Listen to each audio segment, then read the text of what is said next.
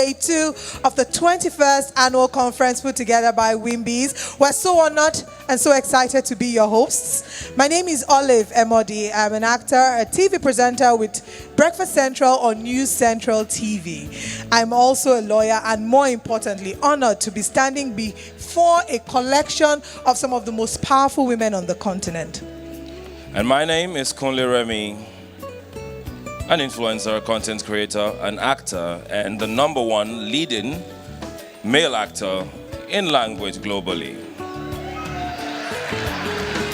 Now, to put that in context, for some of us who haven't seen the movie Anikulapo, it's streaming on Netflix and it was breaking records, and this man here is the leading man. He played the character Saru, who had quite a journey with Arolake. That's why a lot of the women were upset with him. But like we said, they have forgiven you.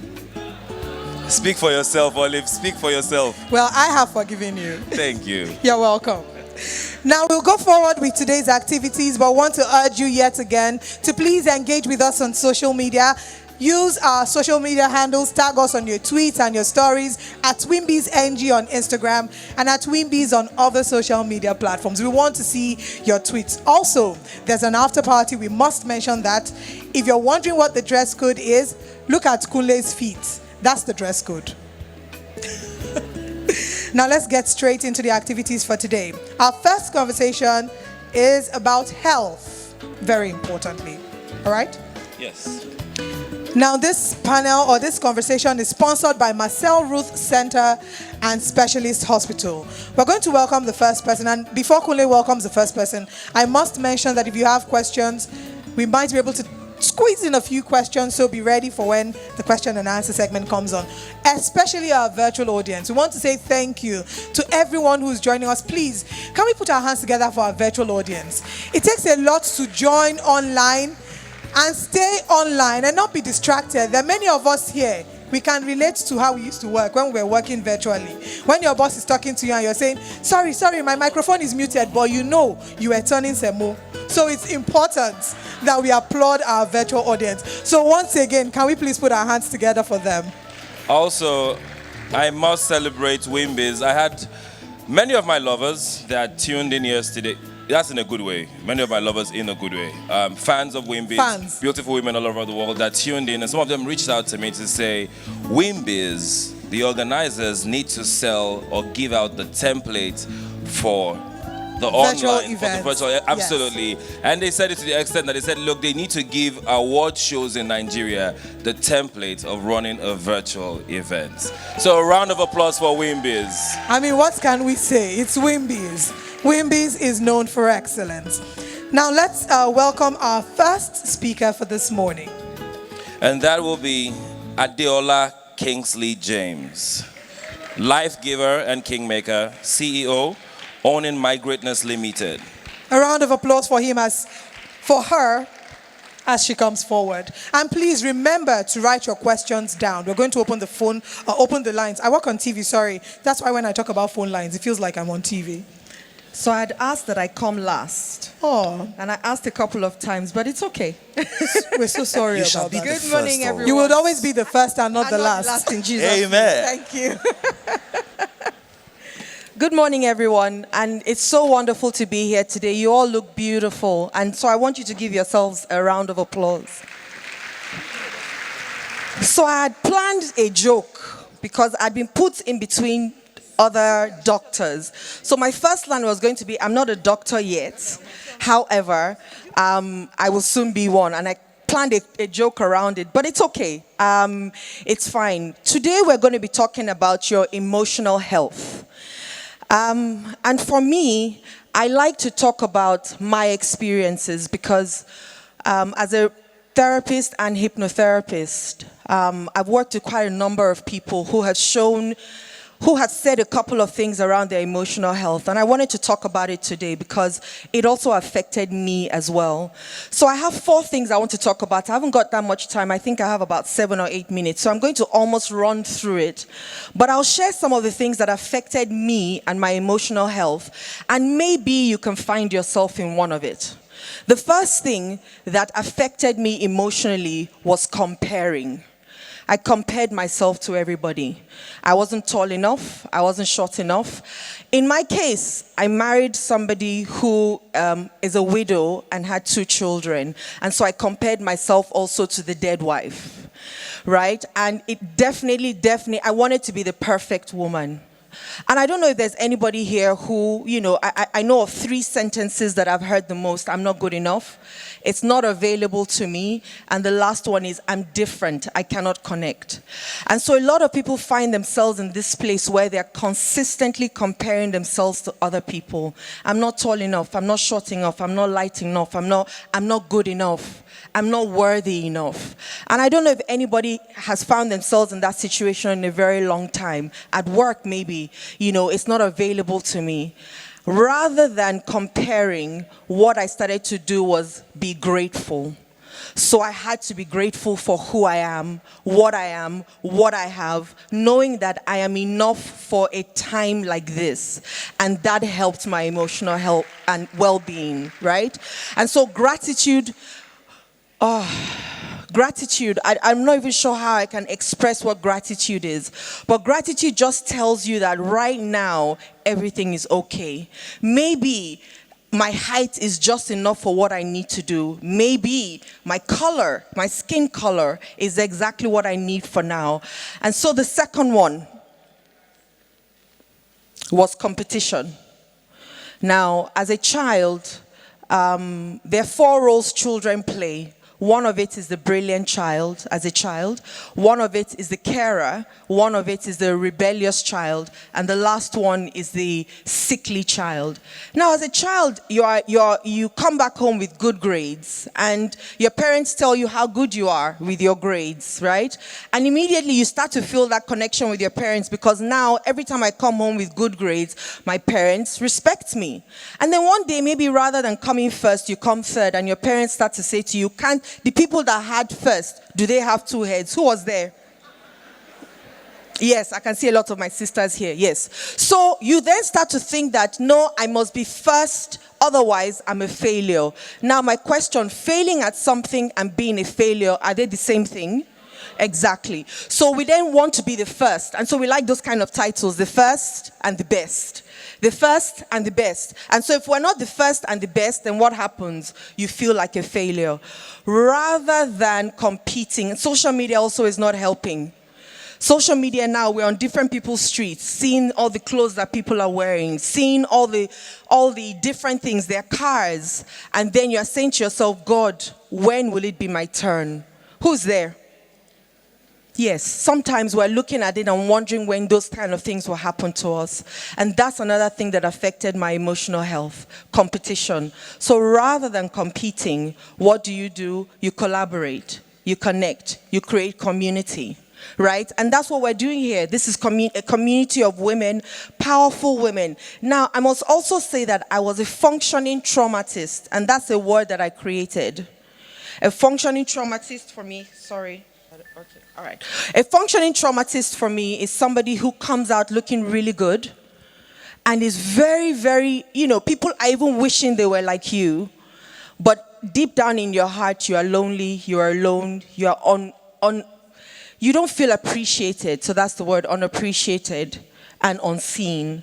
And so that's the space that I played in. Now, comparison and competition for me was one of the things that affected me daily. So rather than competing, what I decided to do was create community and hang out with people who were like-minded, find people who I could collaborate with, and find people who I can connect with. I was talking to Dr. Idebi earlier on, and he was talking about connecting. Connecting is one of the things that can take you from point 0 to point 10, because now you're hanging out with people who really can help you, not people who want to tear you down or break you down or any of those things. So your emotional well-being can be affected just by the people that you hang out with. So rather than competing, find good people who are ready to lift you up and not tear you down, and spend a lot of time with those people. Now, the third thing that also affected my well-being was complaining. I was a chief complainer. All you needed to say was, Adiola, how are you? I'll tell you how the world is crumbling. It's his fault, it's her fault, it's their fault. I never took responsibility for anything that I did or anything that happened, forgetting that I was creating my reality with complaining. Now, I'm not a religious person, but I'm a very spiritual person, and I understand how important that your words are. Whether you like it or not, you're a creator. Whether you like it or not. My question is, what are you creating? So I spent time, and we're comparing Nigeria. Oh, Nigeria is not good enough, so people are Japanizing, as I call it. So a lot of people are constantly complaining. My boss doesn't like me. My children are terrible. My husband is this. My this is that. And I was a specialist in complaining, and so I was never happy. So rather than complaining, I realized that what I could do was create the kind of life that I wanted to live. I realized that I was an extra in my own movie, and I wanted to be the superstar in my own movie. So what did I need to do? I needed to change things around. And so I stopped complaining. Now that I know what I do not want, I now know what I want. And a lot of us are masters at knowing what we do not want. If I say to you now, what don't you want in a man? What do you want in a man? I don't want a man that cheats. That's the first thing people say. I didn't ask you what you didn't want. I said, what do you want? And then they're stuck. And a lot of times, we cannot get what we do not ask for. And so if you do not know what you want, it won't matter what you get. So I decided I wanted to be the lead star in my own movie because I'm the writer, I'm the producer, I'm the director. I sit down to do the marketing. So why do I want to tiptoe through life to death, hoping I can make it to death peacefully when I can come out and shine? And that's what I decided to do, and that changed things around for me. And the last thing was that I had to silence the inner critic that I had in my head. That inner critic. You know, in the movies, you see a good angel and a bad angel. The bad one that keeps telling you, they told you will never amount to anything. And in my case, as a child, I didn't feel loved as a child. I was a middle child. And so I wasn't the first, neither was I the last, neither was I the only boy.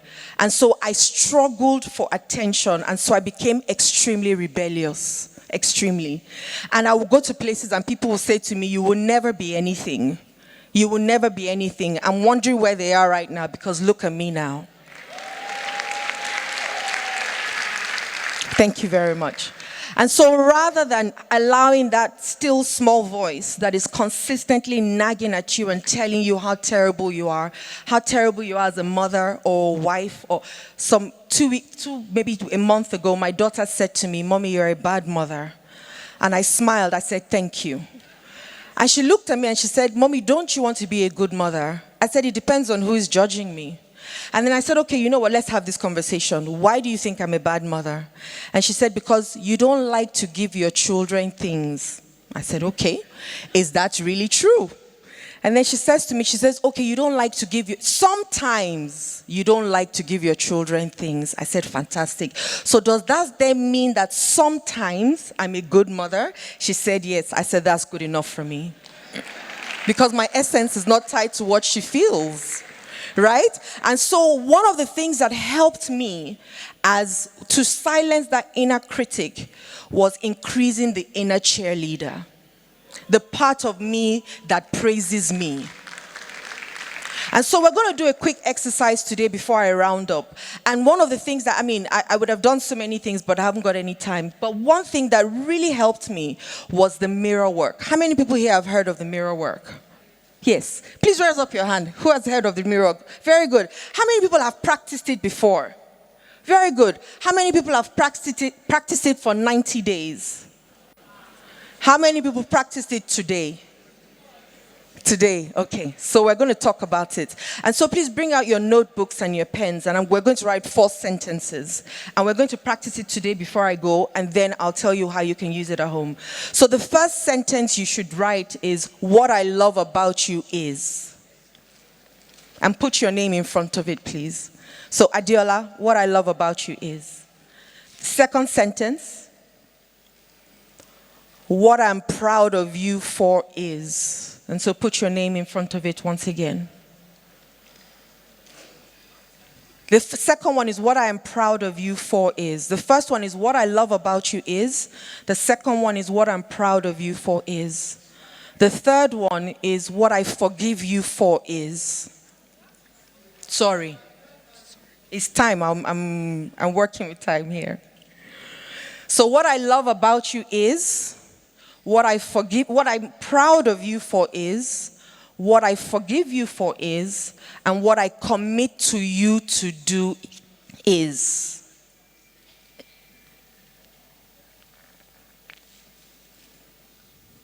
Are we good? Love, proud, what I forgive you for is, and what I commit to you to do is. Are we good?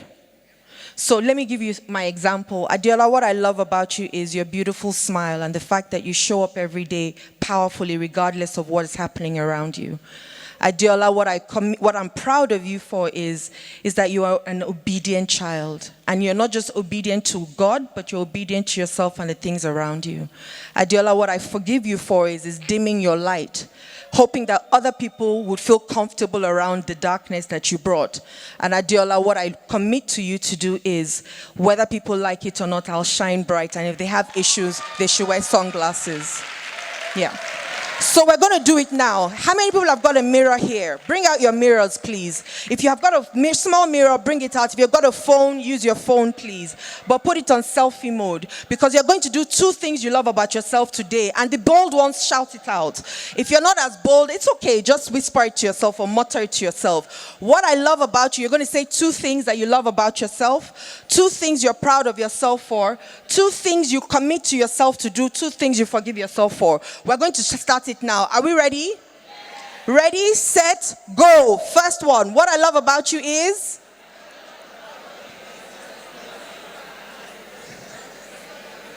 Fantastic. What I'm proud of you for is?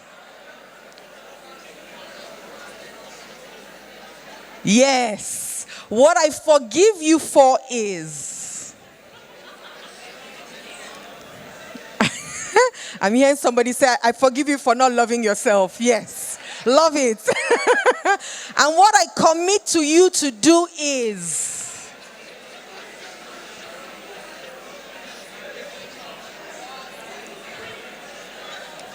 Yes. Now we're going to do a second one, and this is the last one. So what I love about you is, again, one more. Yes, my skin, love it. My beautiful smile, yes. What I'm proud of you for is being a good mother. Love it. Love it. Love it. Now, what I forgive you for is one last one. Yes. And the last one is what I commit to you to do is. And I promise you, if you're able to do this, if you really want to do this exercise, I want you to do it every night. Find 7 things, 7 things you love about yourself. You'll find it. If you can find 1, you can find 2. If you can find 2, you can find 7.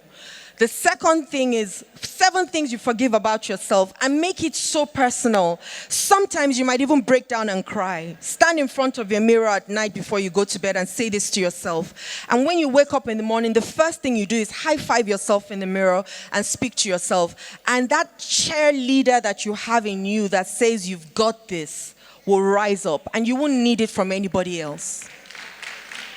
Because the more you give people your joy, the more you give them the polar opposite, your sadness. So one day I was making up and I was standing in front of the mirror. My husband was standing in the bathroom with me, and I was done making up and I started to hail myself. And he looked at me and said, "What are you doing?" I said, "I'm hailing myself. I'm too fine."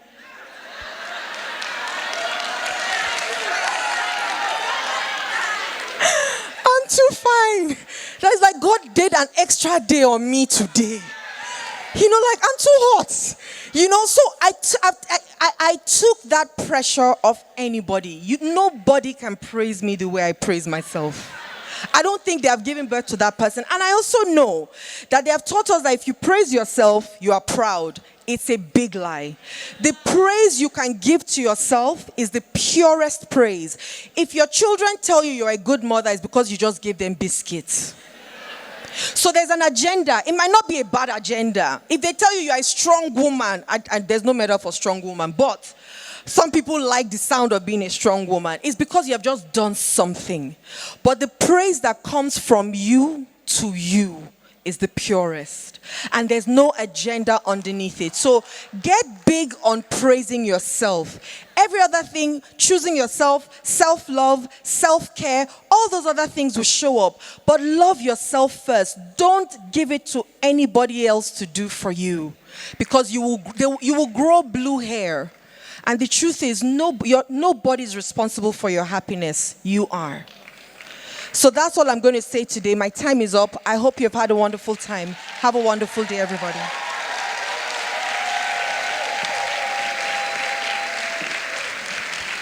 This was the perfect way to start day 2. Which is why we said Please, you can you shall sit? be the head. You know, Always. this just reminds me Thank how you. sometimes you have a plan in life and then there's a detour that happens and you realize that it was such a beautiful detour. She didn't want to be the first speaker, but is this not the best way to start our day 2? Beautiful. We want to do a quick assignment, and what she said is so powerful because reports show that 85% of executive women deal with imposter syndrome.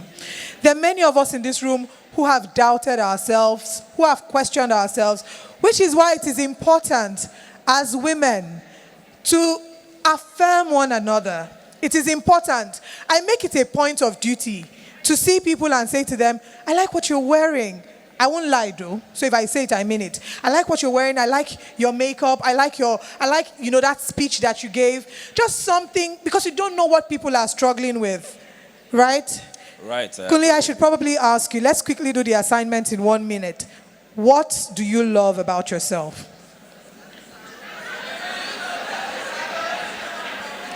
What do I love about myself? Or maybe I should ask you before that, have you ever second-guessed yourself or doubted yourself? A lot of times. A lot of times. Me And too.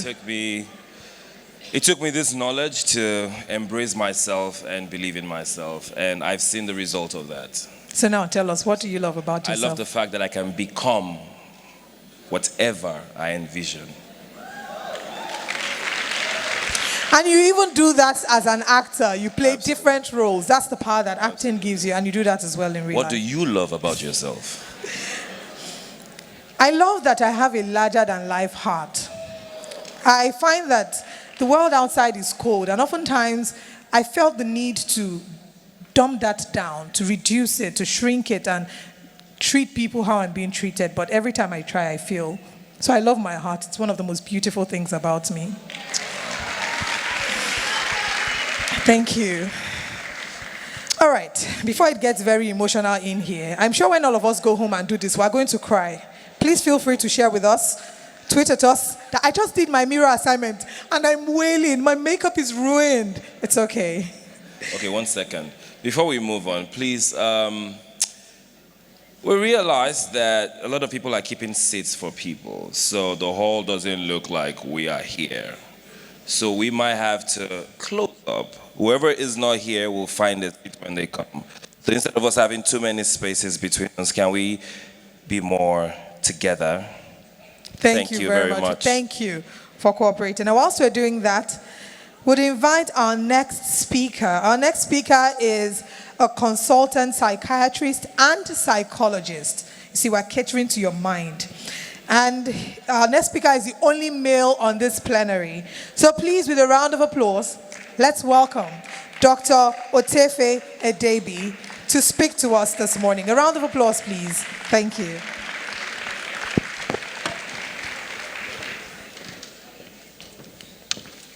Good morning, everyone. For me, it's a massive delight to be here at Wimbi's 2022. I think the first time I was at Wimbi's was 2020. I was online. So it's good to be here physically, and it's something to be excited about. So I'm going to talk about mental health in a short, about 7 minutes. I often jokingly say that when I started out the journey 16 years ago, going to Aro, mental health was not a conversation we, like my colleague would say, have normalized now. Those days, when I go to Aro, and I go from Lagos to Aro, sometimes I take the bus and get to front of the, what they call it now, the hospital. Aro is along the road. And get in front of the hospital. Normally in Lagos, when we get to our junction, what do we say in Lagos when you are in the bus? What do you say? Huh? Owa, yes. But you cannot make the mistake to say Owa in front of Aro. You can't. So normally I will allow the bus to pass. When I go far, then I say Owa, then trek back. Because if you say Owa in front of Aro, the person that, throughout our conversation, Della was speaking with me, but if it was a boss and I said Owa in front of Aro, she will shift. But today it's a conversation we can all have. So I'm going to just say something very briefly. What is mental health? According to the World Health Organization, there are 4 things that makes for a mentally healthy person. How many of you agree with me that you may not have a physical sickness, but yet be physically unfit? You may not have high blood pressure. You may not have diabetes. But if something happens now and we all have to run out of this place, you'll be like, my enemy has come. You will not be able to, you'll be unfit. So mental health has nothing to do with mental illness. It's a state of well-being where, number 1, you are able to realize your potential. Number 2, you are able to cope with the normal stress of life. That is WHO's definition. Clearly, they were not thinking about Lagos. But for today, let's just take it like that. That's the cope with the normal stress of life. Number 3 is your capacity to work productively and fruitfully. And then the 4th and the final component of your mental well-being or mental health is that you are able to contribute to your community. That's what makes for mental health. Now, as I thought of what do I want to leave us with in this conversation, in this short time that I have, what is something that is very crucial to your mental health? And one thing was very prominent in my mind, the place, and I have heard it all over today. So I said to Adeola that I must be a man of the Spirit. I will open church after this conversation. Is connection. If I take somebody that has high blood pressure and I put the person here, and I put someone here that is seriously obese here, and then I put a third person and this person is lonely. If I were to ask you, which of these 3 persons will die first from complications?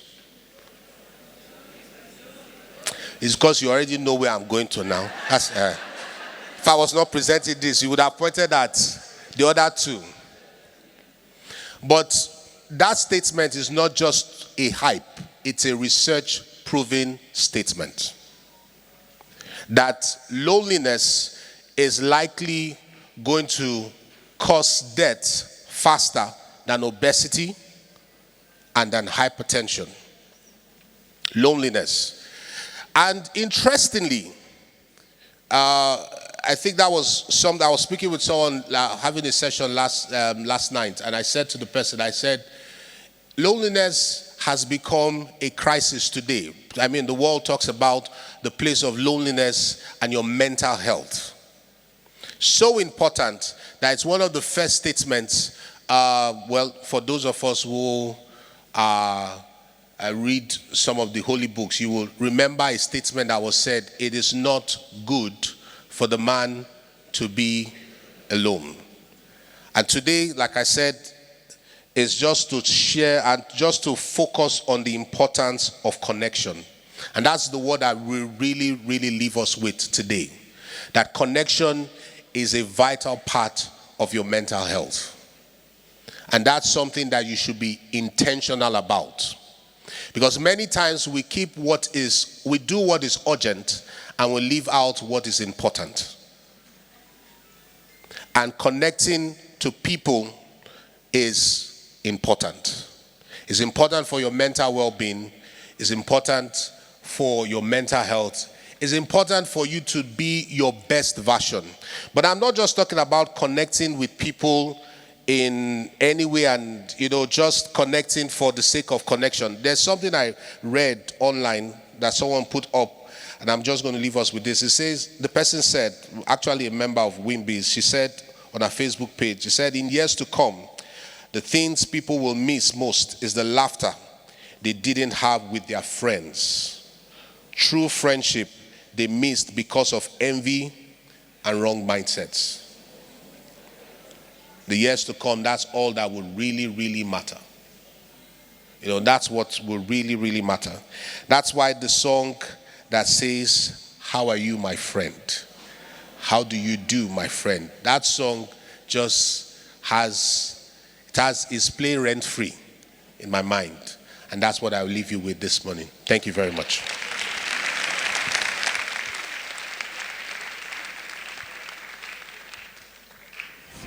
Mental health.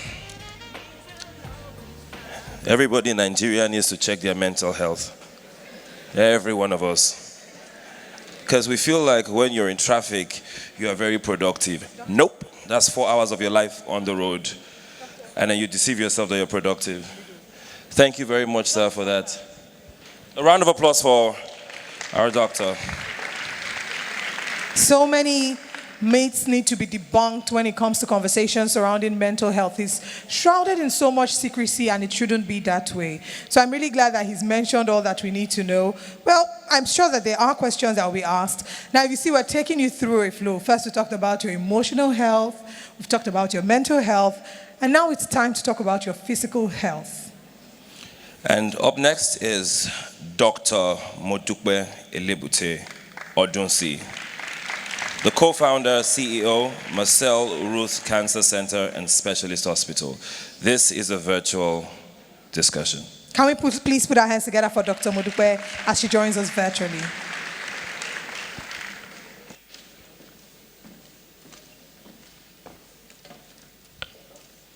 Thank you for having me at Wimbies 2022.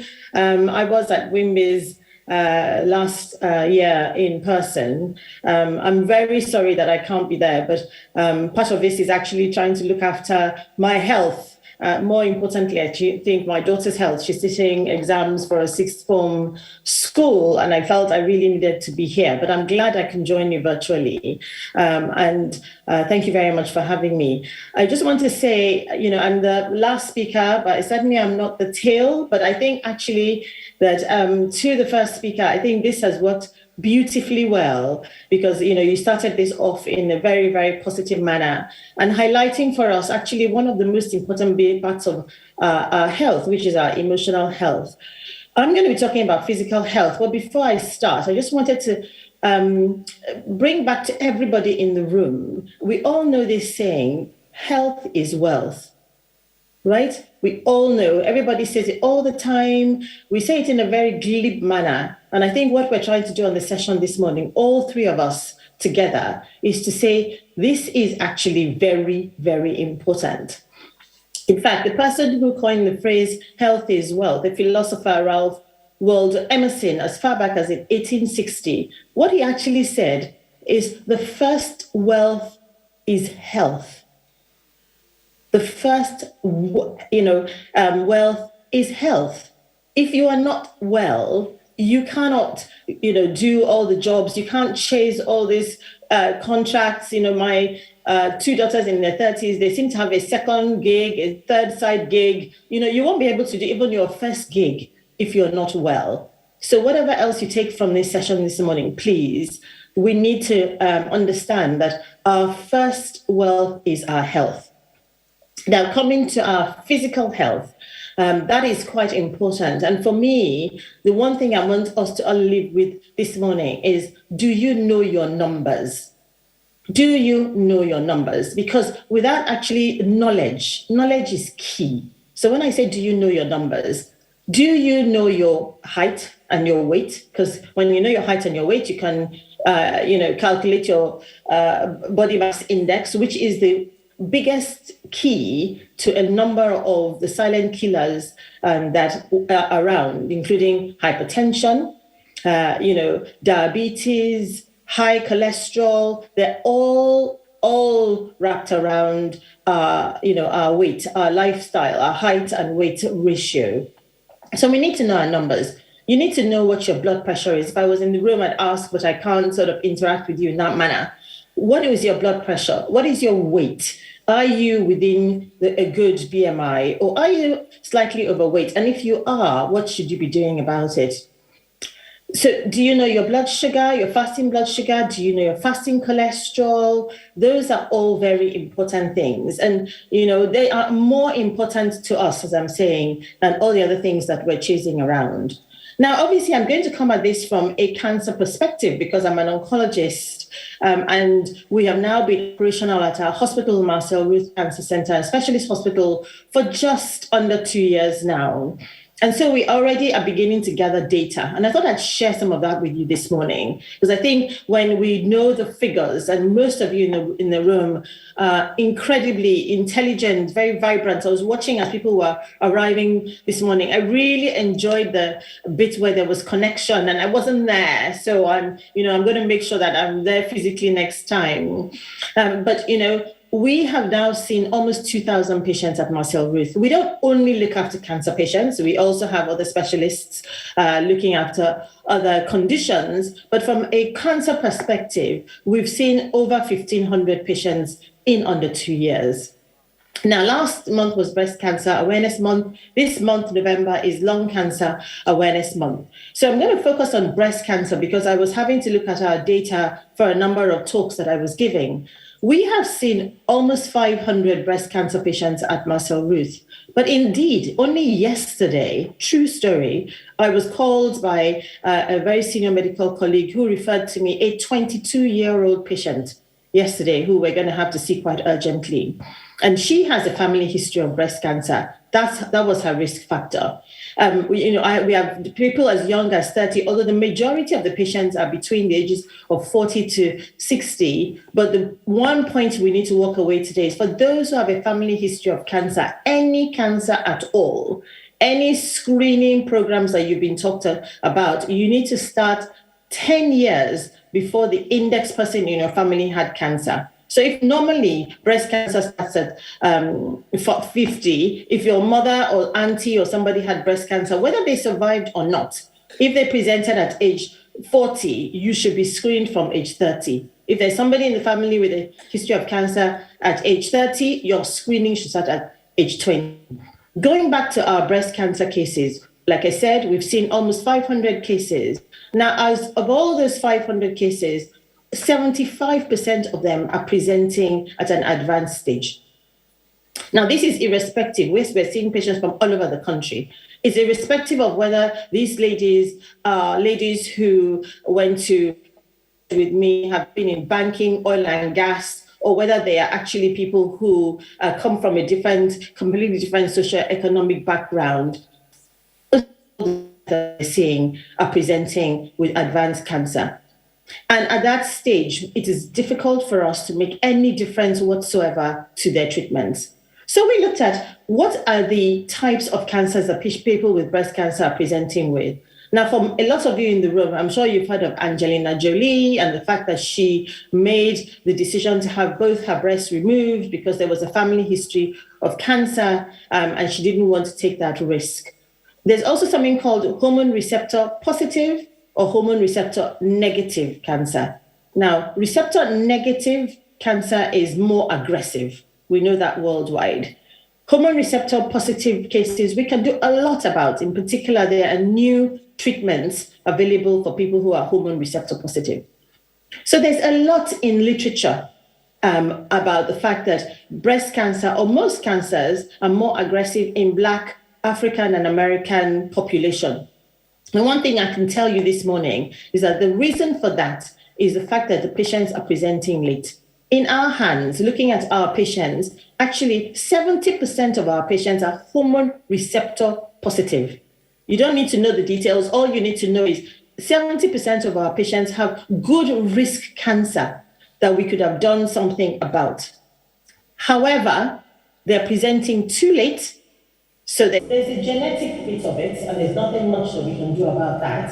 And that doesn't mean that people inherit cancer. It just means that sometimes there's a switch in the gene that makes cancer more prevalent in that person at that time. But there is a lot that we can do. So smoking is a no-no.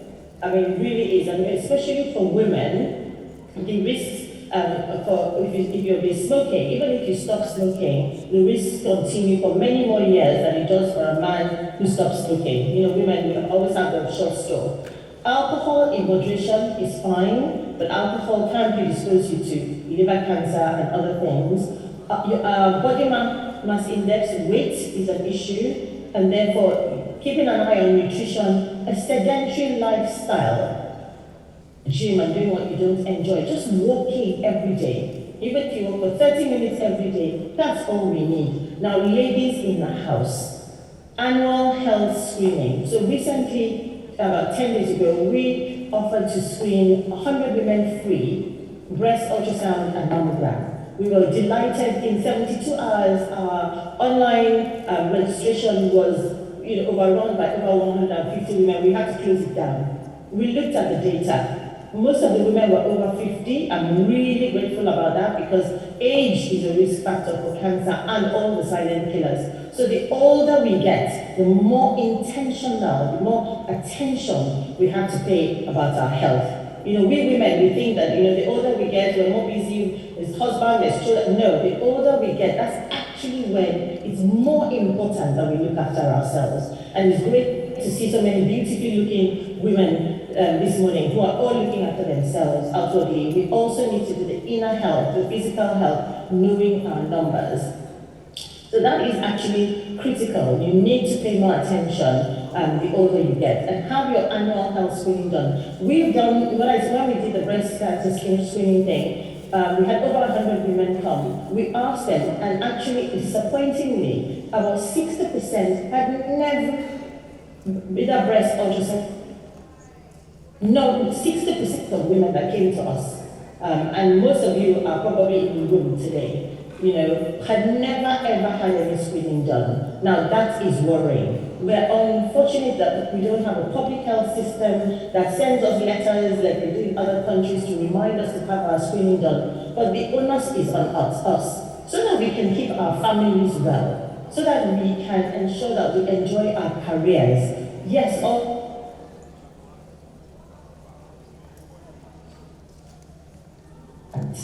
as actually being well. So health is wealth. In fact, the first wealth is health. And if you do not look after your health, the rest of it will not even begin to matter because there's nothing to do. And just to illustrate that, so this week we have a gentleman in his 60s took oil and gas to them extreme, like a lot of oil and gas funds developed a 8 week scan and is now backing the static cancer. So the point I'm trying to make is annual health screening is very, very important. And at Tell Ruth, we know people are really busy. We've now shortened, we have something called Swift, which we do under 1 hour, less than 100,000. So if we all look at ourselves on our handbags, on our chip, with your colon, and that is actually the biggest key things, especially the older we get. When we did a screening about 2 weeks ago, we picked up 2 women with lumps that now need to be investigated. So out of 100 women, we picked up 2 women. So just to leave you with the message, it's fantastic that as women, we spend a lot of time looking after other people. I think that was also that drew me to the number of things that the first speaker said. We need to come back to ourselves, but we need to understand that it's only by physically being well ourselves that we will actually be able to keep our families well. And all the businesses that we've started, all you huge entrepreneurs like myself, only when we're well is when we can actually keep that going as well. So it's key. your next birthday present, your Christmas present to yourself, spend less than an hour having your screening done, spend less than an hour also making sure you know your numbers, as well as doing your mirror test, and together, holistically, you will know that you are well, and prevention is better than cure. Have a family history of cancer, and that puts you at more risk. So know your family history, and if you have a family history, doesn't matter what type of cancer it was, still puts you at risk. So please look after, we must look after ourselves. We've got to stop. We've got to understand the first wealth is health. Everything else that we're chasing can only start if we remain, healthy. We need to know our numbers. We need to have our screen. We need to prioritize ourselves, but emotionally, mentally, and physically. Thank you very much for listening.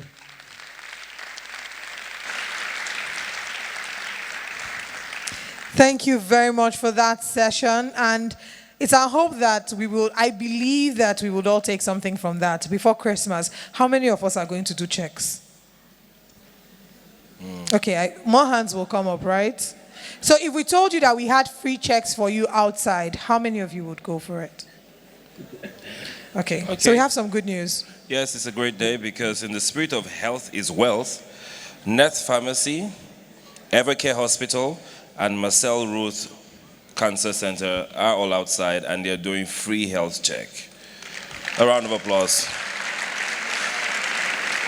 So you can check your blood pressure, your blood sugar, your bone density, your cholesterol, and we all need to check our blood pressure, please. We all need to. And now Marcel Ruth Cancer Center is also giving away like a proper holistic check. They have some giveaways. So we'd like you to drop your business cards. At some point, we'd probably let you know where the box is so you can drop in your business cards. And one lucky person gets to win a proper holistic check. It's time for us to have the questions and the answers. And today we've decided to prioritize our online audience first. Hello, online audience. Thank you. Thank you for joining us. I'll be taking a question from the online audience, and this question is directed at Dr. Modupe. What do you think are the causes of the increased prevalence of cancers in Nigeria and the fact that they occur in younger people now? Yes, I know this is a question that I keep getting asked all the time. I think what I didn't do was put maybe the incidence of cancer in perspective. So worldwide, in 2020, the COVID-19 that we were all so worried about, the pandemic, data now shows that COVID-19 was responsible for about 3 million deaths worldwide. Cancer was responsible for 10 million deaths. Okay, so but in Africa, not just Nigeria, we have an issue with collecting data.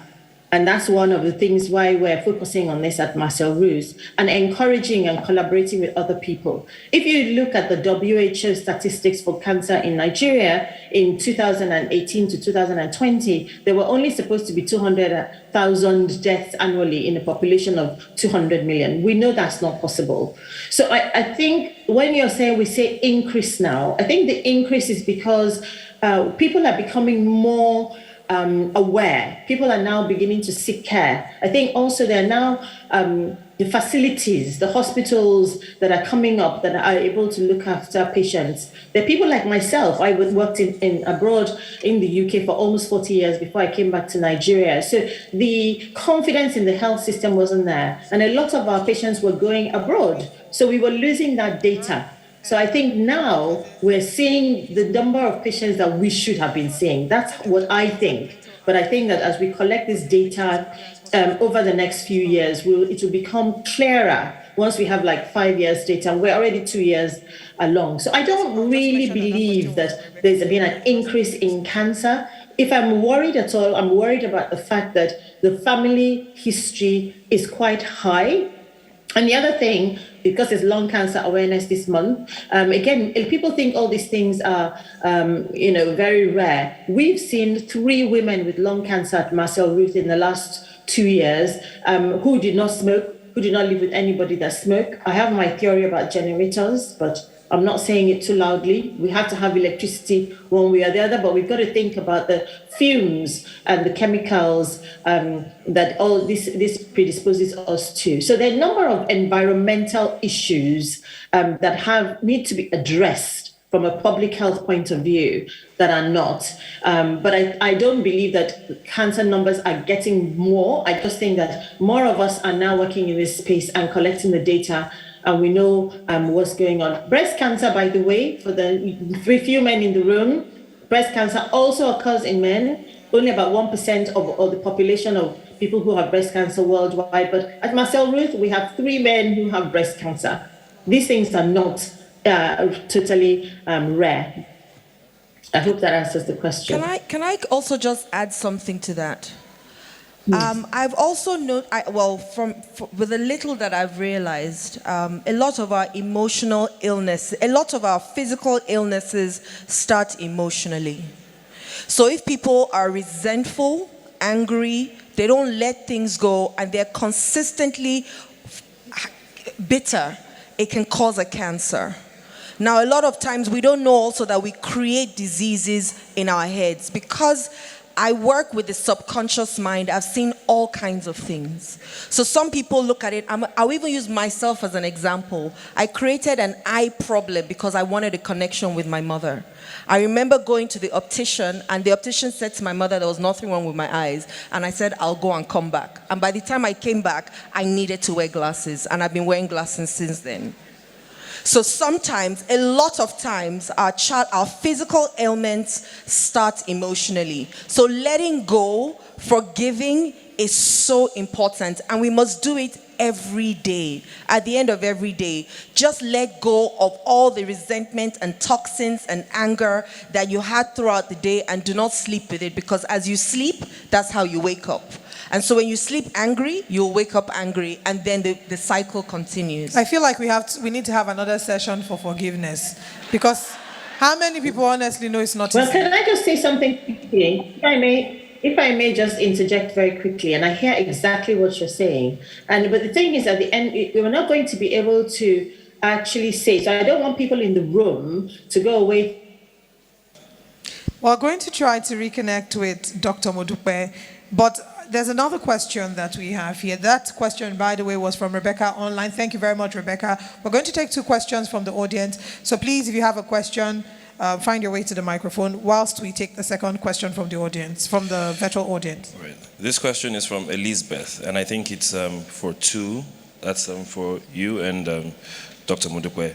It's, good morning, my name is Elizabeth.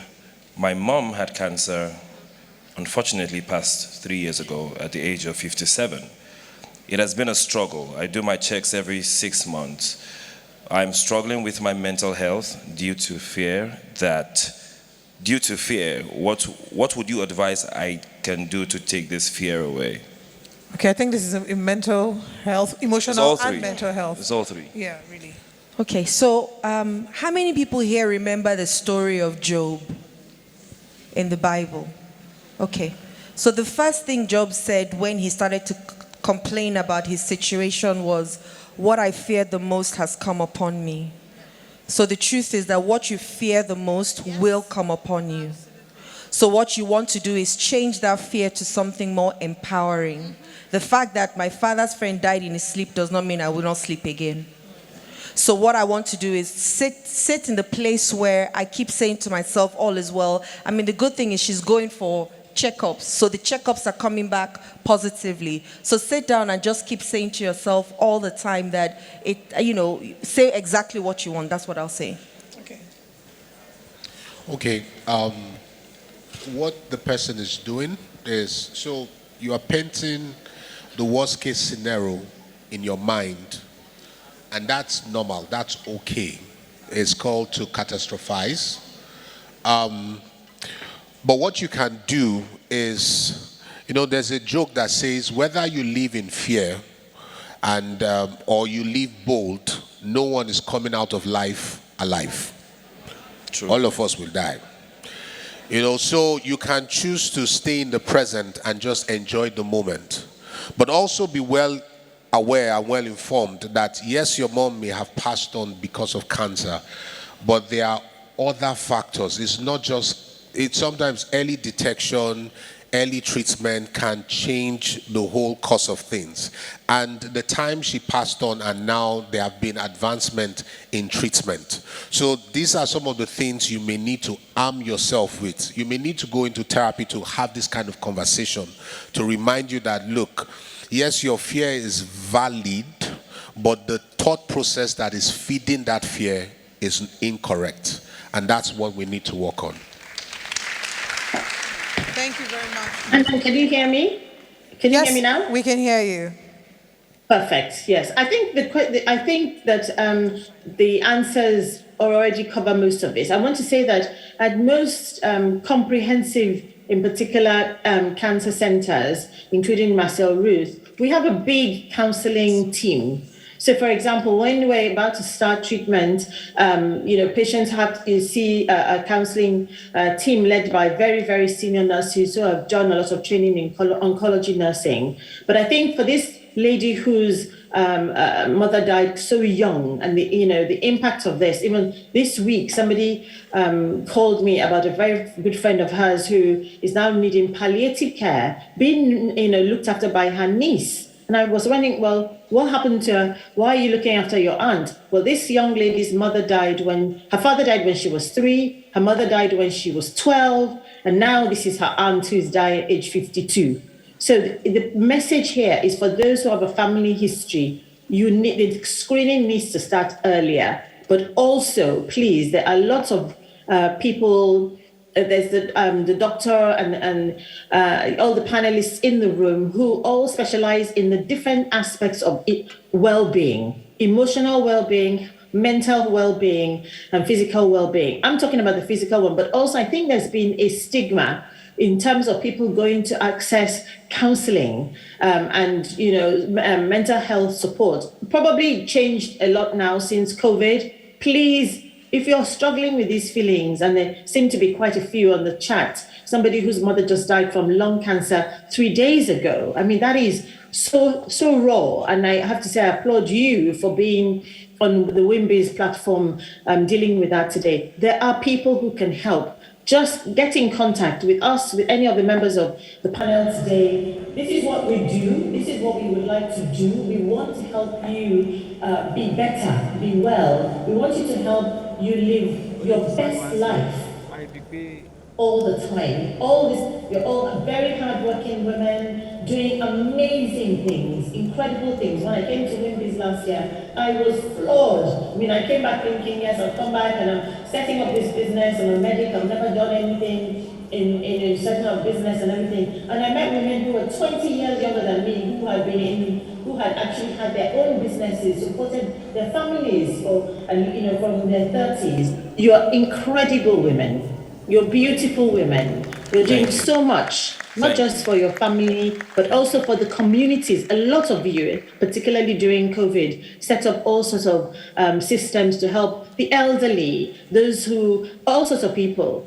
Please just come back and also look out after yourselves. And where you need support, where you need help, I'm sure there's contacts for each and every one of us on the panel today. Reach out, because there's help not far away, to make sure that when you hold up that mirror, I love that this morning. I've never heard of it before and I've never done it, but I'm going to be doing it now for the next 90 days. When you hold up that mirror, you will shine, and people will have to wear their sunglasses because you're both physically well, mentally and emotionally well.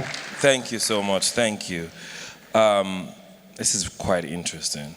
We're going to go on to, how many questions do we have? We have 2 questions because we've run out of time. Please, can we make it very brief and quick? Hello. Thank you. Good morning.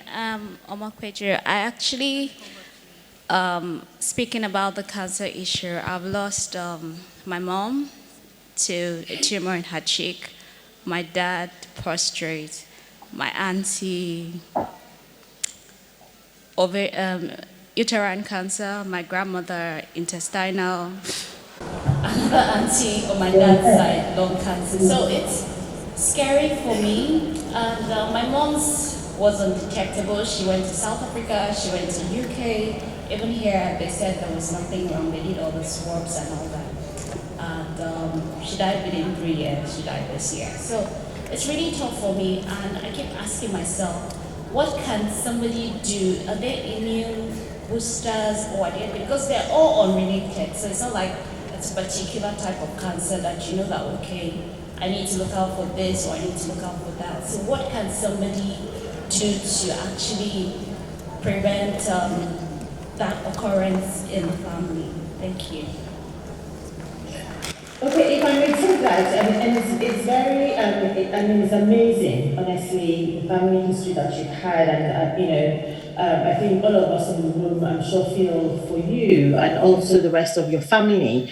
But this is exactly what I was saying before. So that statement that you made, saying they're all unrelated, they probably are not all unrelated. There are genes. There's the BRCA gene. There are other genes that actually put people at risk for different types of cancer, but all in the same family. So what you need to have done, you and other members of your family actually, is to come and have these genetic tests done that will let you know whether there is an increased risk in yourself in particular, and then to work with people who will support you through that. So please, even though the cancers may be different, sometimes there is a connecting genetic reason why they've been predisposed to that, and as well. But please be strong. It really, I'm sure this is really tough. But also, what I'm hearing from you, once you get to know whether there is any genetic, if there's none, then it's all environmental, and there's nothing. It's all about keeping the lifestyle things that I was talking about earlier. But do please come and see us, or anybody else who is looking after cancer patients and involved in cancer genetics. That will help you. But actually, hearing you, which is what I'm saying, that since I came to Lagos, I cannot believe the amount of positive family history that we have in Nigeria. And we are collecting samples from our patients with consent and with other people who come for screening or other tests. We're keeping them in a -80-degree freezer, and we're going to be looking at the genetics of in all these samples with people's permission. And we're going to start that project very soon. So hopefully, maybe WIMBIZ next year, I'll be able to give you even more information about what's happening in Nigeria in that way. But please take heart. Take heart. There's a lot that can be done to inform you, and in the meantime, know your numbers. Find somebody to speak to get that emotional support that you need in the meantime. Thank you, Dr. Modupe, for that. We have our final question from the audience. My question is, what do you say to people that have been diagnosed that you have cancer? And they go to church, they refuse treatment. What do you say to them? Because it's so prevalent. I say this often. We have more educated, illiterate people. They go carry jars and think by doing this self-medication, it would work. And Dr. Adiola, thank you so much for the mirror walk. What I did when we did the second phase, I recorded it. And I shared with the people close to me, instead of just saying it to the mirror because time is frozen. Just use your phone, record it so that you can go back and listen to it on the day you're not motivated. Thank you. Okay, now to the first bit of the question. I think we could spend 5 hours discussing that matter. It's been, I think, one of the most frustrating, most difficult thing for me and for most of us at Marcel Ruth to deal with. It's incredible. I've never seen anything like it, and it seems to be something that is prevalent here. We're doing a lot of work to try and make sure people understand that actually, even if you get cancer, it can just be a journey. Just go through the treatment process and you'll be fine. But again and again, we find people who come late anyway, then we start treating them, and then they decide to go and get information from different places. And as you say, they go to church, they don't come back. And most of them actually, they go into this hallelujah diet. That's the other thing. Unbelievable. where they just have fruits and vegetables for months. I mean, I've never heard anything. I don't want to make any negative comments just in case there's somebody in there that's practicing this thing. But, what we are trying to do now, because we can't really stop people from living the lives that they understand and the culture and the religion, is that whatever you do, I'm a Christian too, and most of us have a religious background. It's the same God that created science and the doctors. So just do everything in tandem. What you shouldn't do is drop the medical side of things whilst you go to church. We've seen, it's been awful. And there's one particular case that comes to mind. There was a lady with uterine cancer who had chemotherapy before she was supposed to have surgery. The chemotherapy worked beautifully. She could feel this lump before. With the chemotherapy, it disappeared. But the next part of the treatment was to remove the womb. She's in her 60s. She didn't need it anyway. But because she couldn't feel it anymore, she went to church and they told her that she was cured. So she didn't come back for her surgery. 6 months later, she came in, with lots of wristbands, plastic bands. Honestly, she'd been there, I don't know for how many months. The cancer had now spread everywhere, her lungs, her brain, everywhere. And she was like, "Doctor, please, can I have this surgery now? Can I have this surgery now?" But unfortunately, it was too late. So I hear what you're saying, but I'm going to make one quick point, and I don't want to get into politics, but I think one of the things I feel very strongly about is that sometimes we can't blame people because we don't have a public health sector that works. If we had a public health sector that worked, every one of you in this room would be getting letters from your health system telling you from age 50 that you should go and have your mammogram, from 45 that you should have your colonoscopy. It'll have picked up that you had a family history, and it will be calling you 10 years earlier than the person who had the family history.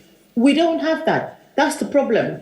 So that is the issue, and that's why we, in private sector, and working with big groups like you, WIMBIZ, are the ones who are going to have to do this. We can't wait for the public sector because people are. Thank you so much. Just to go and have their text. Thank you, Dr. Modukwe. Thank you.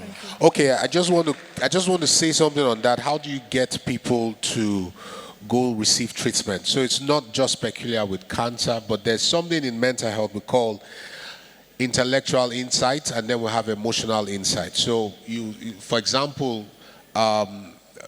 so we do something called a motivational conversation. You're trying to motivate the person to take action. Sometimes why people don't explore things because they really don't know.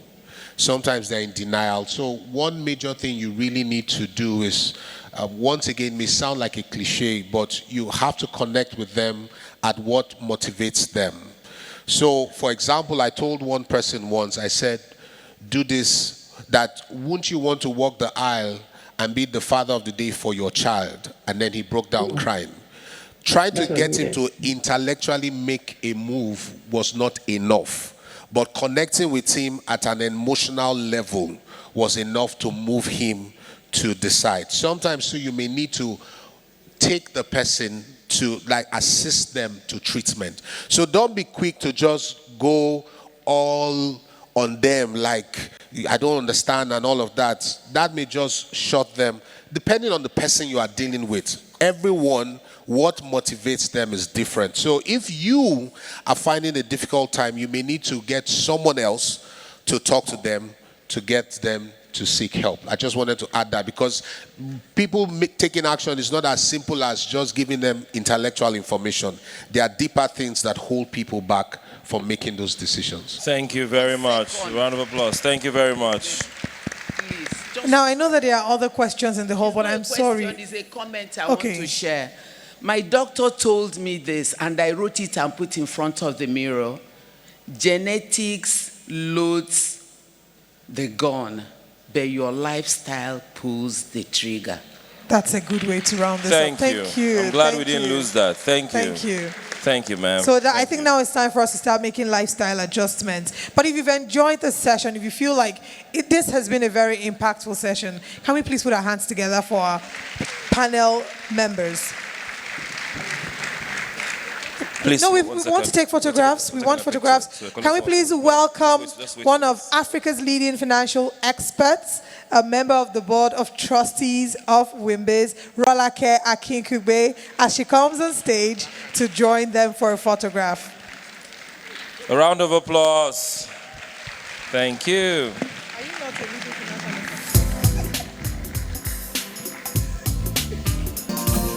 While this is going on,